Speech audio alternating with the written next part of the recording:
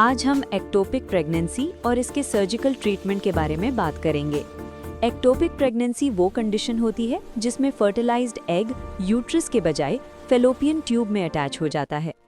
Fallopian tube में pregnancy grow करने की कैपेसिटी नहीं होती, इसलिए ये प्रेगनेंसी नॉर्मल तरह से डेवलप नहीं कर सकती। जैसे जैसे प्रेगनेंसी बढ़ती है, ट्यूब पर प्रेशर बढ़ता जाता है और ट्यूब फटने का खतरा पैदा हो जाता है।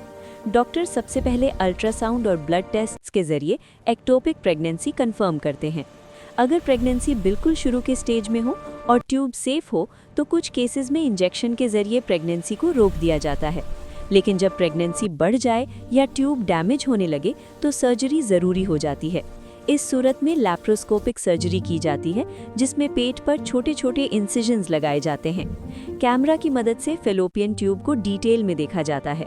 अगर ट्यूब ज़्यादा डैमेज ना हो तो सिर्फ एक्टोपिक टिश्यू को निकाल दिया जाता है और ट्यूब को बचाने की कोशिश की जाती है। मगर जब ट्यूब फट चुकी हो या सिवियर ब्लीडिंग का रिस्क हो तो डॉक्टर पूरी फेलोपियन ट्यूब को रिमूव कर देते हैं, जिसे सैल्पिंजेक्टमी कहा जाता है।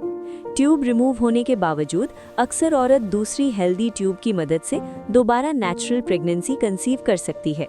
इसलिए एक ट्यूब का निकलना मां बनने की उम्मीद को खत्म नहीं करता।